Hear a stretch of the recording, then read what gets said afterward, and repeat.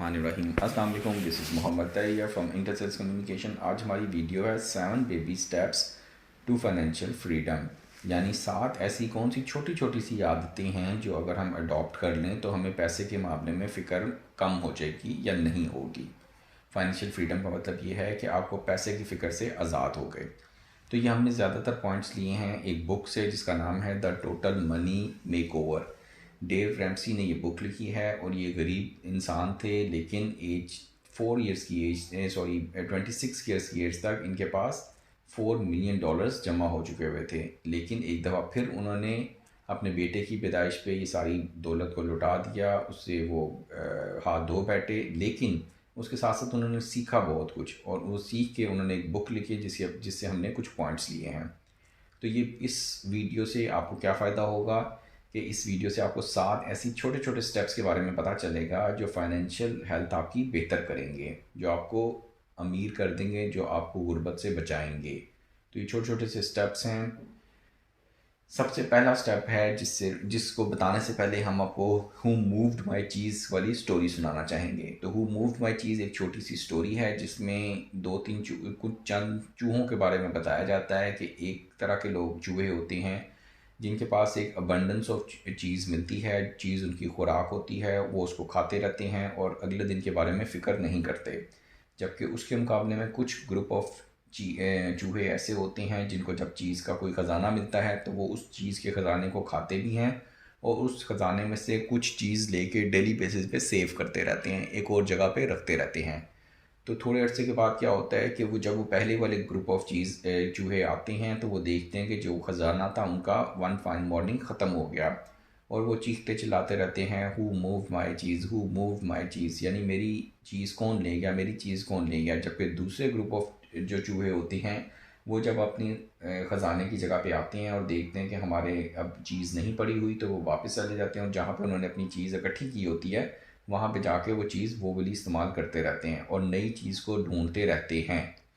तो इस छोटी सी कहानी से हम ये सीखते हैं कि हमें अब आने वाले दिन के बारे में भी सोचना चाहिए। जैसे हज़रत यूसुफ़ अलैहिस्सलाम को जब बादशाह के पास ख़जानची बनाया गया, वज़ीर ख़जाना बनाया गया, तो उससे पहले मफ़हूम बता रहा हूँ कि उन्होंने सोचा देखा कि जी 7 साल ऐसे आएंगे जो खुश्क साली के होंगे, तो उसके लिए उन्होंने पहले से तैयारी कर ली कि अपने अनाज बीज वगैरह को सेव कर लिया। तो हमें भी अपने रेनी डेज़ के लिए कुछ ना कुछ सेव करना चाहिए। तो यही हमने इससे सीखा who moved my cheese story से।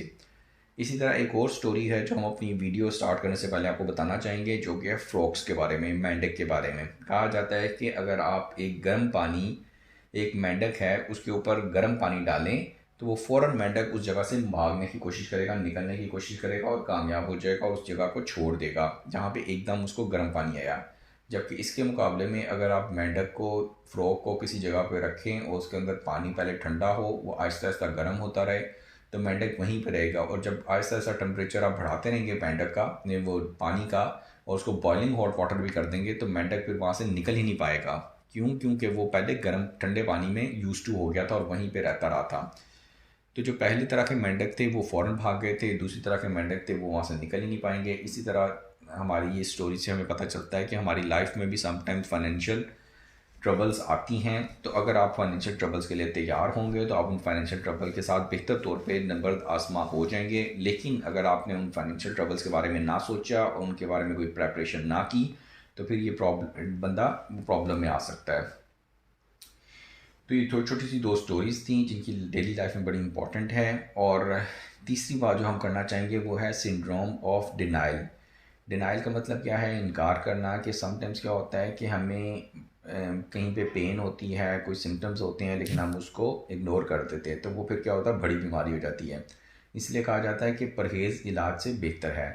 जबकि हम रोड पे जा रहे हों तो वहाँ पे कोई सिग्नल या इंडिकेटर्स होते हैं, उससे भी हमें समझ जाना चाहिए कि अगर हम कहीं पे जा रहे हैं और लिखा हुआ है कि आगे काम हो रहा है और यहाँ पे आप अपनी स्पीड कम कर लें, तो अगर तो आपने उसे लर्निंग कर ली तो फिर तो आप फ़ायदे में रहेंगे। और अगर आपने उसे लर्निंग नहीं की, अगर आप पहले भी 120 पे स्पीड चला रहे थे मोटरवे पे, आगे साइन आया कि जी आगे काम हो रहा है, आप अपनी स्पीड 70 या 60 या 40 पे कर लें और आपने वो नहीं की, तो फिर आपका चालान हो जाएगा।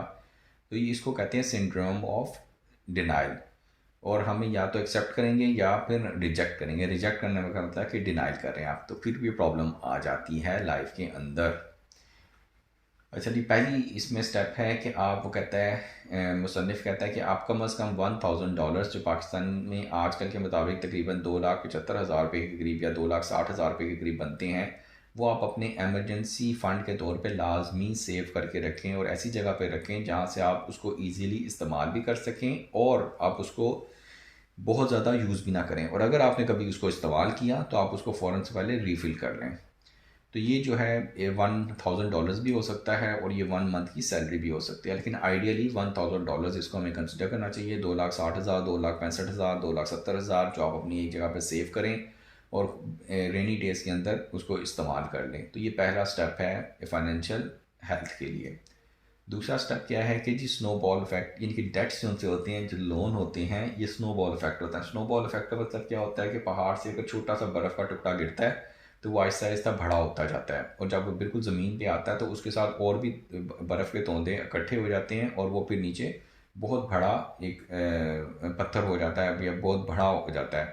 तो इसको स्नोबॉल इफेक्ट कहते हैं। तो इससे बचने के लिए जो डेट्स हैं, जो उधार हैं, उससे बचने के लिए हुज़ूर सल्लल्लाहु अलैहि वसल्लम आमतौर पे उस बंदे का जनाजा भी नहीं पढ़ाते थे जिस पे जनाजा वो कर्ज़ होता था और वो उसको अदा ना कर पाया होता था। तो इसलिए कर्ज़ बड़ी बुरी चीज़ है, इससे बचना चाहिए। अब उसको बचने के लिए क्या स्टेप्स हैं कि जी सबसे पहले कि आप उसकी लिस्ट बना लें कि किस किस के आपने पैसे देने हैं। दूसरी बात यह है कि जिसके सबसे कम पैसे हैं सबसे पहले आप उसके पैसे दें, ताकि आपके नंबर ऑफ़ डेटर्स कम हो जाएँ और आहिस्ता आहिस्ता आप उससे जान छुड़ा सकें। और आपका जो आपका इमरजेंसी फ़ंड है जो हमने फर्स्ट स्टेप में डिस्कस किया था, उसको आप इसके लिए ना इस्तेमाल करें। और जो हाउस लोन है वो भी इसमें नहीं इंक्लूडेड होता। ये यूरोप और अमेरिका की बात हो रही है, लेकिन कार लोन उनसे वो इसमें यूज़ होता है। तो सबसे पहले है कि डेट्स से बचें, और डेट्स को उतारने का सही तरीका ये है कि सबसे जो छोटा डेट है सबसे पहले उसको वापस करें, जो उसके बाद है उसको, और इससे जान छुड़ाएं। तीसरा स्टेप है कि जी अपना इमरजेंसी फ़ंड बढ़ाएं। जो हमने बात की थी कि जी 1 मंथ की सैलरी उसको आप 3 to 6 मंथ्स पे ले जाएं, और जो हमने बात की थी कि $1000 उसको आप बढ़ा लें। और ये है कि टेम्पटेशंस को चैलेंज किया करें, क्योंकि आमतौर पे ये होता है कि बंदे के पास जब पैसे होते हैं तो उसको टेम्पटेशन होती है कि अच्छा मेरे पास जैसे मेहरान गाड़ी है तो मैं इसको कल्टस पे ले जाऊँ, अच्छा मेरे पास करोला या होंडा है तो मैं इसको BMW मर्सिडीज़ पे ले जाऊँ। तो ये टेम्पटेशंस होती हैं, इनसे बचना चाहिए। और जितने आपके मीन्स हैं उसके अंदर ही आपको रहना चाहिए, जितनी चादर है उसके मुताबिक आपको रहना चाहिए।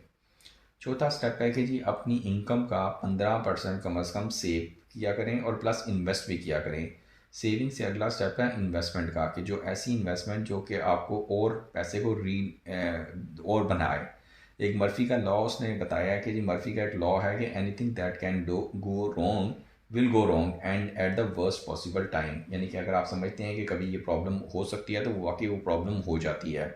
जैसे कोई बंदा अगर ठंडा पानी नहीं पीता और वो समझता है कि यार अगर मैंने ठंडा पानी पिया तो मुझे फ्लू हो जाएगा, तो उसको वाकई फ्लू हो जाएगा अगर उसने ठंडा पानी पिया।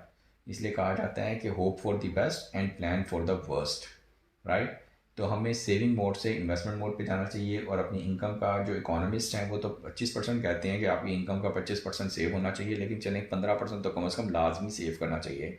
और इसमें भी ये है कि पहले आप अपनी एमरजेंसी फ़ंड क्रिएट करें, फिर आप अपना ये 15% लोन क्लियर करें, फिर आप अपना 15% बनाएं।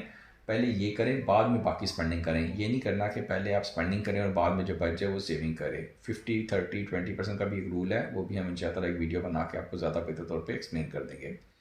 नंबर 5 है कि जी अब अपने बच्चों की एजुकेशन के लिए भी कुछ ना कुछ फ़ंड बनाएं और उनकी प्लानिंग करें। उसमें क्या कहते हैं कि एक्सपेक्टेड जो उनका एक्सपेंस होगा उसको कैलकुलेट करें और उसके लिए भी सेविंग्स बनाएं, सेविंग्स करें, और इसका आपको फ़ायदा हो जाएगा। नंबर 6 पे क्या है कि जी उधार से बचें।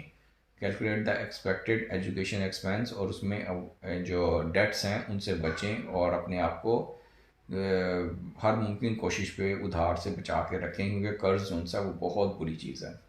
नंबर 7 क्या है कि जी जो इन्वेस्टमेंट की हमने बात की थी कि जी वेल्थ को क्रिएट करें। उसमें क्या है कि जी जंक फूड से बचें, अच्छी खुराक खाएं, माइंडफुलनेस रखें, और अपने आप पर भी इन्वेस्टमेंट करें, रीडिंग करें और लोगों की खिदमत करें। लोगों की खिदमत का मतलब ये है कि अपने गरीब रिश्तेदारों की मदद करें, अल्लाह ताला के रास्ते में ज़्यादा से ज़्यादा पैसे स्पेंड करें। इससे ये होगा कि आपके अंदर एक फुलफिलमेंट की फीलिंग्स डेवलप होगी। प्रैक्टिकल इम्प्लीमेंटेशन इन 7 पॉइंट्स की क्या है कि जी ये जब आप 7 पॉइंट्स लेंगे तो आपके अंदर फाइनेंशियल कंडीशन आपकी बेहतर हो जाएगी।